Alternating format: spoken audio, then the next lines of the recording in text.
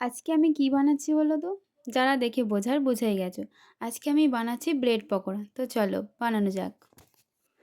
Hello guys, তোমরা সবাই কেমন আছো? আশা করছি ভালো আছো। আমি খুব ভালো আছি। আজকে আমি বানাবো ব্রেড পকোড়া। চলো ব্রেড পকোড়া বানানো শুরু হয়ে যাক। রেসিপিটা আমি তোমাদের সাথে শেয়ার করি। ব্রেড পকোড়া বানানোর জন্য যা যা আমার লাগতো: ধনেপাতা, দুটো গাজর, চারটে কাঁচা লঙ্কা, পেঁয়াজ, আর এখানে আলু। আবার এই আলুটাকে আমি দেবো প্রেসার কুকারে সিদ্ধ করতে। সেদ্ধ আলু ছাড়া একদমই হবে না, কারণ আলুই তো মেন রেসিপি, তাই না? তো আলুটাকে সেদ্ধ করতে দেওয়ার পর আমি গাজরটাকে ভালোভাবে এতে পিষে নিচ্ছি।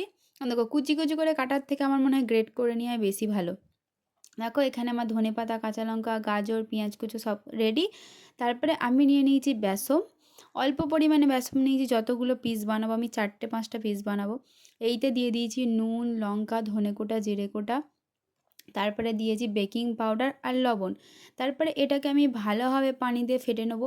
এটা না খুব পাতলা হবে আর না খুব গাঢ় হবে। এটা এমনভাবে গুলতে হবে যেন মিডিয়াম থাকে।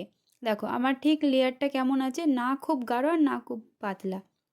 তারপরে আমি ওই যে আলুটা সেদ্ধ করতে দিয়েছিলাম, ওটা আমার সেদ্ধ হয়ে গেছে। তারপরে একটা একটা আলু আমি পানি ঝরিয়ে ঝরিয়ে তুলে নিচ্ছি। যাতে পানিতে, আলুর সাথে যদি পানি থাকে তাহলে আলুটা প্যাচপ্যাচে হয়ে যাবে, একদম ভালো হবে না তৈরি। তো তার জন্য ভালোভাবে সাবধানে তুলে নিতে হবে। তারপরে এখানে আমি বাটিটার মধ্যে আলুগুলোকে ভালোভাবে চটকে নিচ্ছি। যেমনটা আমরা আলু বিরিয়ানি করে থাকি তেমনই হবে এটা।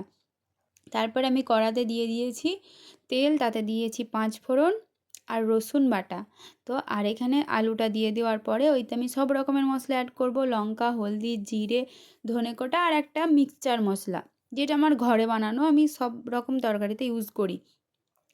তো ওটা করার পর আমি এখানে নিয়ে নিয়েছি ব্রেড।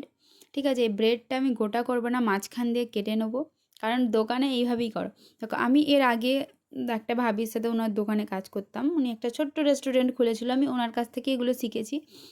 তারপরে এই ব্রেডগুলোর ওপরে যে আলুটা আমি বানিয়েছিলাম, ওই আলুটা ভালোভাবে ব্রেডগুলোর ওপর লাগিয়ে দেবো। একটা একটা করে লাগিয়ে দেবে যেন ভালোভাবে সমান থাকে। ঠিক আছে, এই আলুটা কম ভালো না হলে একদম ঠিক থাকবে না। দেখো আমি কীভাবে লাগিয়ে নিয়েছি। তারপরে একে অপরের সাথে ফোল্ড করে দেবে। তারপরে আমি যে বেসনটা গুলেছিলাম, ওই বেসনটাতে একটা একটা ব্রেড নেবে, ভালোভাবে চারিদিকে ওটা মাখিয়ে, তেলটা যেন একদম গরম ফুটন্ত থাকে। ঠিক আছে, যেন হালকা যে তেতে যাবে তখন দেবে, দেবে না। পুরো টকবক করে তেল গরম হয়ে যাবে, তখন এই পাউভাজিগুলো একে একে করে দেবে। দেখো আমার যেহেতু খুব বড় করা নেই, তার জন্য আমি একটা একটা করেই ভেজে নিচ্ছি। দেখো এখানে আমি বানিয়েছিলাম 4 পিস। তো আমার পাশে আমার মা বসে আমাকে একটু হেল্প করছিল, যেহেতু আমি একা একাই ক্যামেরা করি, একা একাই সব কিছু করি, তার জন্য আমার একটু দেরি হয়ে যায়। তারপরে ওটার মধ্যেখান দিয়ে পেটটা কেটে নিয়ে ওর মধ্যে পেঁয়াজ কুচি, গাজর কুচি, ধনেপাতা, কাঁচা লঙ্কা, তোমরা চাইলে শসাও দিতে পারো, যেহেতু আমার ঘরে শসা ছিল না তাই আমি দিইনি। তো প্রত্যেকটাতে একই জিনিস একইভাবে রিপিট হবে, আমি যেমনটা দিচ্ছি সেম।